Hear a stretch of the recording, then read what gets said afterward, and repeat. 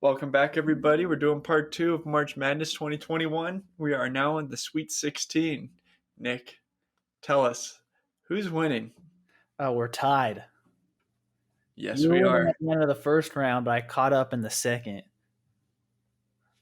Yes, you did. No, but tell me about your upsets. Let's talk about the first round. First of all, I called no upsets because I picked the better ranked team in every game. Okay, I mean, I should have got UCSB right, but they blew the end of the game. That was like the most angry I've been over a basketball game in years. And normally I don't even care about UCSB's basketball team, but now they finally have the one time in my life they have a chance to win something, and they blow it. It's irritating. Did you throw something through a window? Not quite. I had to stop watching basketball for the rest of the day after that, though. And I yelled a little bit. I'm not Well, used to getting that angry over sports. But the nice part about sports, unlike politics, is that it doesn't actually matter when your team loses in the bigger picture of things. I will say that watching it with having picked the better ranked team, I always knew when I was watching a game who was in my bracket and who I was rooting for. The lower the number on the screen, that's the one I was rooting for. Yeah, and I'm rooting for chaos because anytime there's an upset, one, it's fun. I like seeing the underdogs win. And two, it means I'm going to beat you in the tournament challenge. Even if I didn't pick that upset, it helps me. So yeah, let's see the ones I got right. I got the Pac-12 and West Coast basketball generally right. Um, Well, me too. I mean, West Coast basketball was like my only one, like my only good bracket because there were so many upsets all over the place on the rest of the tournament. that's not the one you used in our competition. I didn't know you made other ones. No, that is the one I made. I thought you didn't pick any upsets. I didn't pick any upsets. Was it not West? Which one was the one that was like almost all right without upsets? The one with they all had upsets. Well, I had one where I was like almost perfect on the first round, You round got 3 out 64. of 4. The that would yeah maybe the round of 64. Yeah, the West region, but the round of 32 there was a lot of upsets. Yeah, I lost. I lost a lot. That's what I mean. Is that overall the Pac-12 did really well. You have USC and Oregon making it to the Sweet 16, which is what I did call in my bracket. And UCLA has done well. I didn't expect them to do this well. I thought they'd win their first round game against BYU, but I didn't expect Texas, who was in my Final Four, to lose to Abilene Christian. That was a good game. It was a good game, but it was just Texas was awful. They turned the ball over 20 plus times, and I think Abilene Christian had like 20 more shots, and they still only won by 1 point. I mean, that was like an ugly game by the Longhorns. Market data connection lost. But So Nick, what do you learn about how people ranked things this season overall? they overvalued the Midwest Big Ten schools, and they undervalued West Coast basketball. That's the big component. The Big Ten only has one team left, and that's Michigan. Market data connection reestablished. And then the one seed that lost was was Illinois, who is also in the Big Ten. And people generally underestimated it. And speaking of upsets, I got right. I picked Loyola Chicago to beat Illinois. Oh, Illinois hasn't been in the tournament for a long time. Loyola has experienced team that made the Final Four 4 years ago, including their best player, who's this center who looks like he could be a tall version of a Mario brother, Cameron Rutwig. He's a good guy. He doesn't look like he'd be actually a nimble basketball player, but he is. He has a really lot of good touch around the rim, and he tore apart Illinois' big men in that game. Yeah, and then You picked up a game on me there. yeah, let's see. Let's turn upsets. I did not get Oral Roberts right. I was happy to see it happen, but I had Ohio State in my Final Four. So I lost 2 of my Final Four in the first round, but I still have the other 2 are still alive. And then other upsets that I did get right. I think that's really – I got Rutgers over Clemson right. That's a 7-10. That's not that much of an upset. And then UCLA I already mentioned. Where did you get it wrong, and why are we tied right now? Well, I got wrong as UCS. I mean, UCSB was not a logical choice. I picked them to go to the round of 16. That was more just sentimental reasons. But So that's yeah, just one game. You got that's two blown games. up. That was two. Oh yeah, and then Tech. I already told you, Texas and Ohio State was where I got blown up. They were two of my Final Four. Oh, okay. So I didn't realize that. So you are, how many of your Final Four are left in the tournament? I Two. have two of them. Yeah, Gonzaga and Houston. And Houston almost lost, so I could have been down to just one. So as we get set up to go into this next week, what do you think is going to happen? What are the chances for pulling ahead of me? I need Florida State to beat Michigan. If they do that, I will pull ahead of you. Okay, understood. That's the It game I'm really going to watch. it comes down to that game essentially, because I have Florida State winning, and you have Michigan winning, and these games are worth more points the later rounds. And then Syracuse Houston too is another one. If I have Houston make the Final Four, I will win. And if you have Baylor and Gonzaga making the or Michigan making the Final Four, you win. I think Baylor will make it though at this point because Oral Roberts took out their best opponent, which is Ohio State. I mean, if Arkansas or Villanova could somehow beat Baylor, it'd help me a lot too to beat you. Basically, I'm rooting for So underdogs still. So what surprised me is after the round of 64, I was in the 85th percentile of all brackets. And how is it that I just picked the better teams and I'm in the 85th percentile? Like, shouldn't that be the 51st percentile or something? No, because the way that the tournament is structured is that there's always a certain amount of upsets. And a lot of people do their point system a little differently than ESPN does. Like, which maybe we should have done to be more fair, that you get bonus points for picking upsets to make So up how does for taking the underdog. so I mean being in the percentile of a group of data though just means that of all the people who decided to choose, you're better. But how would I have fared if I had bet equal amounts of money on every team in Vegas for the round of 64? Well, it depends on the point spreads. You probably would have lost because the underdogs covered. Well, yes, underdogs covered, but I would have won the majority of the games. But like on net, if I'd put $100 You would have won on money every lines. You would how have won did money Vegas, lines. how did Vegas Like, do?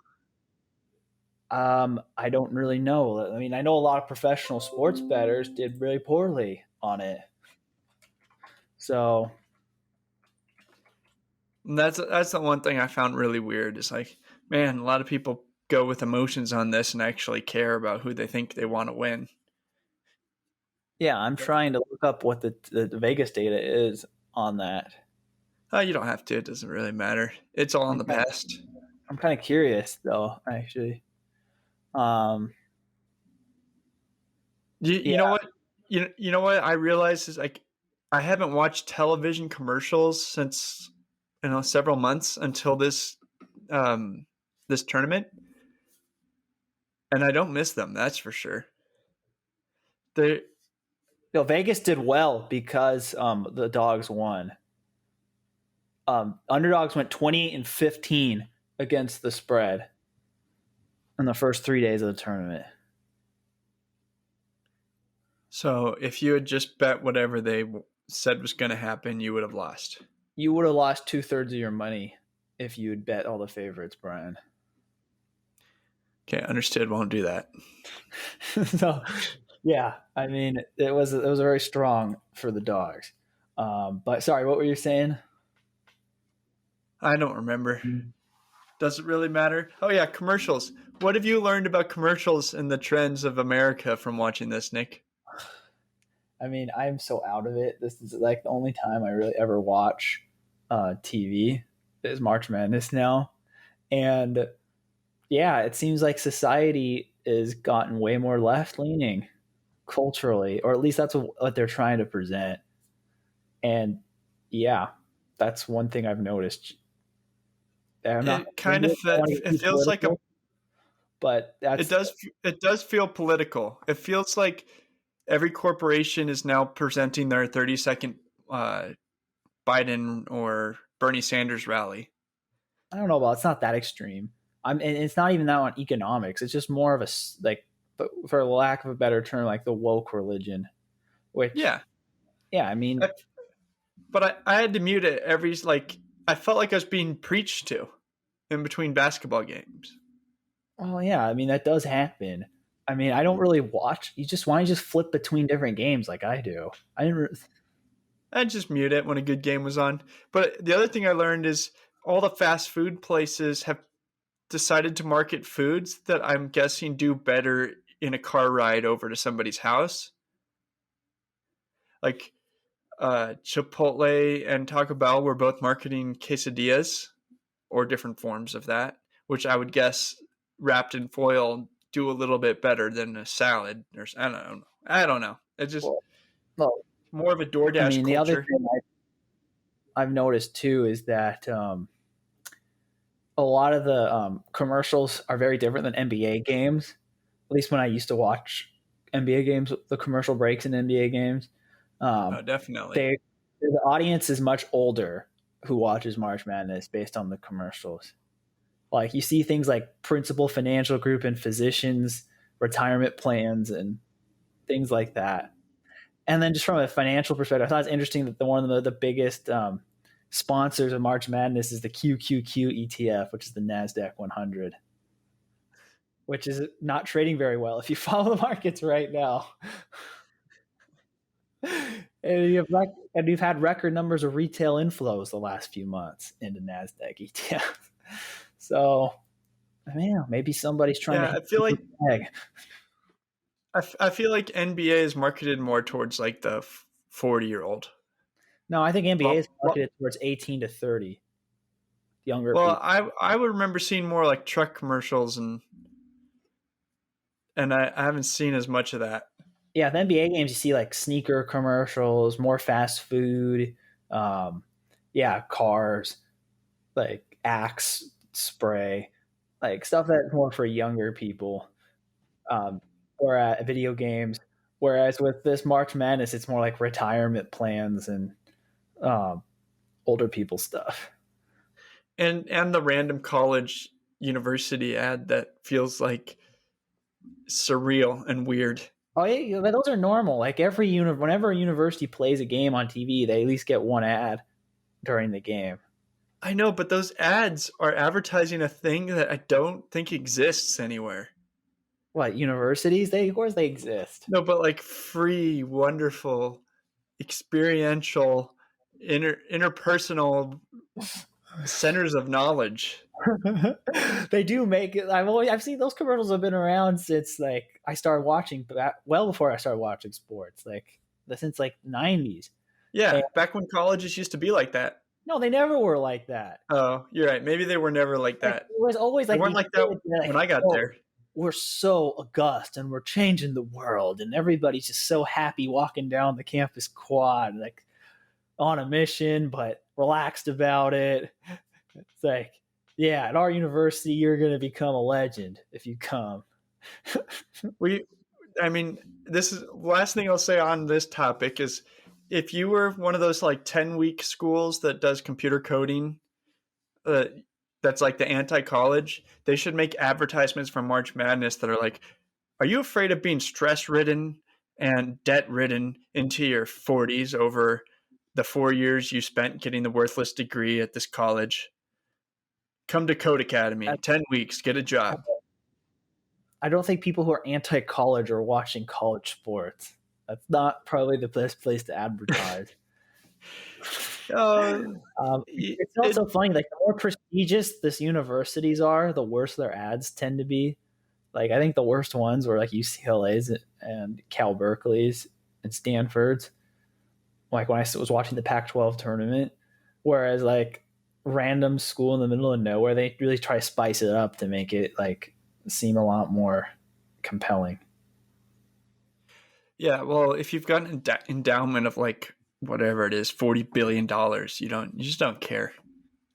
Yeah, and also I think the more prestigious the school, the more they just try to lecture you versus actually trying to get you to want to apply to their school because they don't think they have any shortage of applications. Yeah, that's true. That's exceptional. Like that's 100% Nick. Like I don't think UCLA needs to advertise very hard. No, not yet. Not until everyone stops going there, I mean, which isn't about to happen. yeah, I mean, hopefully when I have kids that they go to UCLA, I'd be happy with that. All right, so looking at the future, looking at the bracket we got in front of us, how you feeling? I'm like in terms of how I'm going to beat you in the bracket challenge, I or know how you feeling about how your the remnants of your bracket and how it's going to do now that you've seen these teams play. I think I'll do okay. I mean, I think I'll do the West region. I'll get them all right. Are there Um, any that you wish you could change?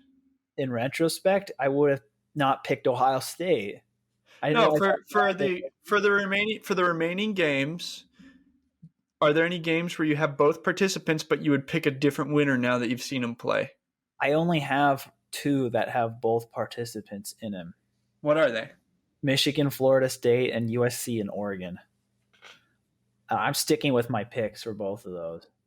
I mean, Michigan has looked a little bit better than I thought it would be against LSU, but LSU doesn't play any defense, so I have to take that with a grain of salt. Florida State is one of the tougher defensive teams in the country. They got athletes, and Michigan still has one of their best players injured for the rest of the season. So I think that Florida State still has a good shot of winning that game. So I'm not. I wouldn't. And USC has the size on Oregon. I think they're both good teams, and it's unfortunate they had to both play each other this early. But I think What do you think the final? What do you think the Final Four is going to be? I mean, I think it's going to be Gonzaga, Baylor. And I would say in the top two regions, those are pretty easy picks. The other two, it's a little more challenging. Like, I mean, I have Houston as my current pick, but Houston has shown like they barely scrape by against Rutgers. They're one of their best players, DeJon Jarreau, who shares the name with my cousin. He has an injured hip. I don't know how good he will be. If he's not healthy, they could easily lose to Syracuse in the next round, especially with Buddy Boeheim shooting the lights out. So, I mean, but if they're healthy, I like Houston. But if not, I think Loyola Chicago is going to come out of that. The way they were able to dismantle Illinois makes me think they'll be able to beat much inferior teams in Ohio, in Oregon State, Syracuse, or a hobbled Houston. So that one, yeah, I think it's. I'm gonna have. Yeah, I think it's either toss up between Houston and Loyola Chicago, and then with the East, it's probably Alabama is the best. They're the best remaining team. They've looked pretty good in their first two games, particularly against Maryland. I mean, UCLA could cause some problems with them. UCLA has good shooting, and they could slow down the game. And I'm going to be rooting for UCLA personally because I just happen to be a fan of theirs. But I mean, they're. I think Alabama is a better team than them this year, objectively. And then Michigan and Florida State is again it's more of a toss-up game, a slight edge to the Seminoles here. But I don't really have any super confidence on who's going to make it out. But if I had to guess, it'd be either Alabama or Florida State. What about you? And if you had to pick, no, I'm not going to bother. I don't know. I have no idea. I have no idea while I'm watching the game. So, Nick, what are the games that you would watch as like the best games to watch in the Sweet 16? Pick three. Just three games. I think USC Oregon will be a good game. USC has Evan Mobley, who's going to be the number 2 pick in the draft, and Oregon they both had really good offenses, and they torched Kansas and Iowa respectively. So I think it's to be a very fast-paced, up and down game with NBA level talent. So that's probably the one I would watch the most if I had to pick one of these games. Other one I think they're interesting would be I think Michigan, Florida State. One, our challenge is basically on the line for that one, and two, it's a kind of another contrast and styles type game. Except they're both kind of physical, tough teams. But yeah, I think that it'd be an interesting one. And the third one I'd probably want to watch would be. This is a tough one. I kind of want to see how a lot of these underdogs do. Um, so I probably would have to I'd take Loyola Chicago, Oregon State. Um, Loyola Chicago, and I'd like to see if they could keep it up, but I think there's a good chance they can blow out Oregon State. But Oregon State has played really well in the first two rounds too, so maybe not. And then Arkansas, Oral Roberts, but they already played in December, and Arkansas won that game by 10 points. So it might just be a repeat of that. Actually, I think I'd pick for the third game UCLA Alabama. That's one I'd pick. I'd Because like, you're partial to UCLA. yeah, and the others, I think that UCLA are probably underdogs. I think has the best chance of keeping it close of the games with the double digit seeds. Like Oral Roberts would be interesting, but Alabama, Arkansas is is much better defensively than Florida or Ohio State is, and they'll have a lot more time to prepare. And they've played them before, so they kind of know what they're getting into. Oregon State is kind of a fluky team too, and Syracuse and Houston, like they have a good shot too, but it's really just depends on how well Buddy Boeheim is shooting the three. Like UCLA's talent is generally underrated, and Alabama's kind of new. They haven't made the tournament in a couple of years, and their coach is fairly new to this big stage, so they might have the pressure on them. So yeah, those are the three I'd pick. How about you? No, I'm going to listen to you and do that. Are we past the stage where any teams are going to get excused for COVID anymore? Yeah, we only had one, and that was VCU because they were in contact with a referee from the Atlantic 10 tournament, apparently. That's what caused it. And there are no Atlantic 10 teams left in the tournament. They kind of had a bad showing, kind of like with the Mountain West. So that was probably the team that kind of laid the biggest egg was San Diego State. They couldn't make a basket for like 10 minutes. And I was watching a game with a friend of mine who was an alumni of San Diego State. And he's like, I haven't watched a game all year, and the Aztecs are supposed to be good, and they can't even make. I could play better at horse than they can making a shot. I'm like, you're probably right in this game. But that's kind of well, I forgot, lost my train of thought here. What were you asking? Well, once again, Nick, we're making a podcast that will be outdated very shortly. Yeah, these are fun though. Yeah, this is fun. No, I enjoy it. It's probably the only two sports podcasts we'll do all year because I've kind of stopped watching other sports. Well, which is why I think you should get into watching Formula One with me, Nick. I've been to Formula One live in Singapore in person. I'm not saying that I want. I don't even know if I want to go to Formula One live. It's enjoyable, but here's the positives. It's on a Sunday morning, and so you can watch the whole thing before anyone else wakes up in the house. I'm surprised you wouldn't be at church when that's going on. It's at 6 a.m., 7 a.m. It gets done before you leave for church. I don't want to get up that early on a Sunday. Well, that's why I enjoy it. It's great timing. Second of all, if they talk politics, it's not our politics, so we don't care. Yeah, I mean, which they don't. They tend to not have politics. 3, there's no commercials. From the beginning to the end, no commercials. I mean, are you still into the Broncos? Less than any previous year was last year. They're terrible. You can't go to a game.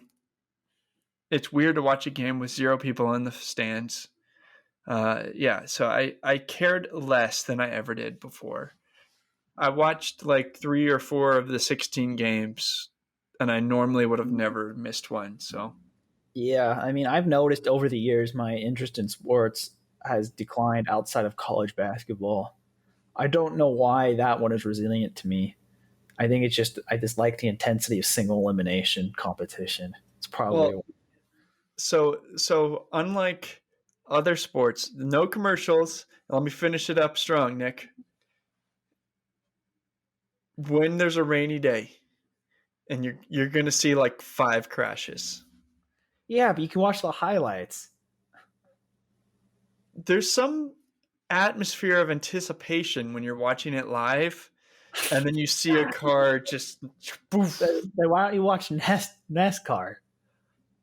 Because, okay, I've watched NASCAR and I've watched Formula One, and I get why people like NASCAR. But the reason why I've chosen to like Formula One is because for me, there are only 20 drivers, and I can know all of their names and their backstories and their contract and whether or not they're going to have a car for next season and know everything about all 20. Yeah, I mean with NASCAR, it's just around an oval, and they have limits on how fast you can go. Formula One is a more pure, Well, no. technical, better quality racing. No, they have just as many rules that kind of ruin Formula One lots Oh, of times. but yours Uh, is unrestricted racing that you can do whatever the hell you want. I would like that one. I would go to that one. That's like I'd like to see a real life version of F-Zero. NASCAR is just real big and hard for me to get into because of the amount of drivers and the amount of races and the amount of everything. Yeah, I mean I don't really like watching racing generally. So I like doing racing though. Like if I was born and did read in my life all over again, I would try to be a Formula One driver. You're too tall and heavy, Nick. Really? Do you have to Yeah. be small?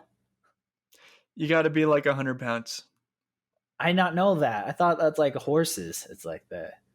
But jockeys, but Formula One. Okay, I'm way too big then. I mean, Formula One is like jockeys and horses. It's the same thing, except instead of a horse, it's a car. So it Then- matters less. Like then- if you were really, really good and you were like 200 pounds, maybe you could still go. And your daddy is a billionaire. Yeah, that I know is a component.